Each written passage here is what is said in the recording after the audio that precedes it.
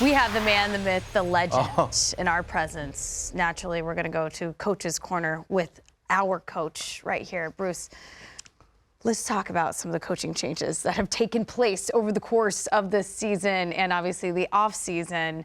You had your eyes on everything. You know exactly what it takes to turn a team around and how, well, turbulent it can be.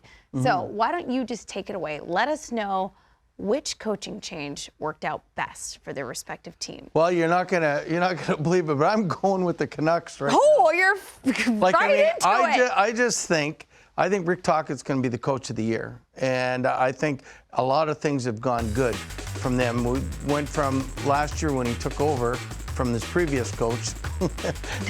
They've gone great, and this year they're President's Trophy bound, I think. They've had a lot of good things, but he's gotten the best out of the third and fourth line, and their first two lines have been good. They're good scorers, have always been their good scorers. Thatcher Demko is back to being Thatcher Demko, but they made some great acquisitions on defense, and Rick's put it all together, and they've done a really good job, and they believe in themselves. Talked to a few of these players this year. They really believe that they're going to go somewhere. So I think it's the biggest improvement they've had in 6 or 7 years, and I think it was a great move. And Coach, I love that you're still in touch with some of the guys.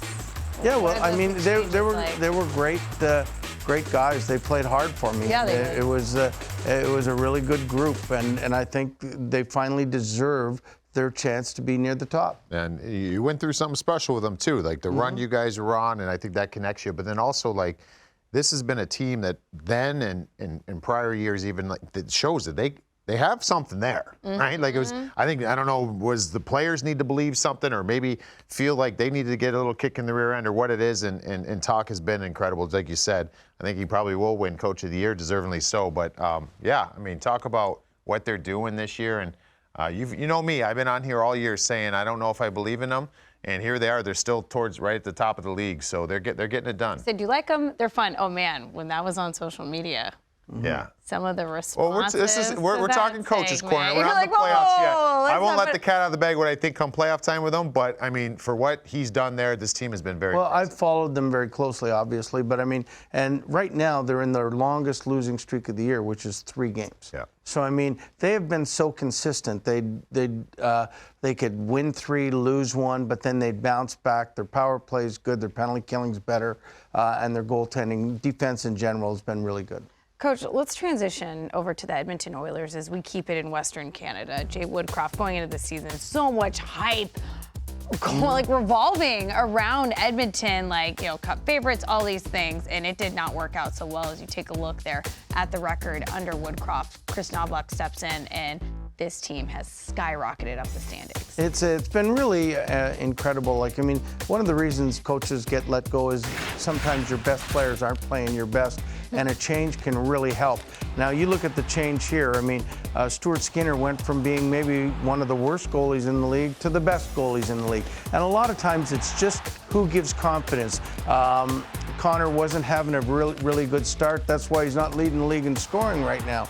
So all of a sudden, once he's changed, now he's, 2 points a game guy. Draisaitl's the same way. But their whole balance of the team, I think he changed it around where he tried to make it more of a 4-line team than a two-player team, and I think that's been a real big help to the defense and to the offense. And Paul Coffey coming in helping that defense has really helped along too. But you don't have 16-game win streaks and 8-game win streaks when you come in. There's a bump, but you don't have those kind of win streaks if you're not pushing the right buttons. No, they've been impressive. That's one of, and you could even argue under Jay Woodcroft, a lot of the underlying numbers were supporting that they were playing a lot better than, it was like getting the record saved. indicated. But yeah. sometimes just getting, and that's the cruelty of being a coach, I guess. That's the only change you can make, sometimes right? just a change kind of just spurs the guys on. So, Chris Knoblauch has done a good job there at Paul Coffey and company. He certainly has, and I'm telling you what, the West is looking pretty stacked. Yeah. When you look at the top of the heap. There's some good teams in the West. I can say that. And there's some good teams in the East. It's going to be a great Amazing playoff. You know what? I can't wait. I'm just chomping at the bit. Guys,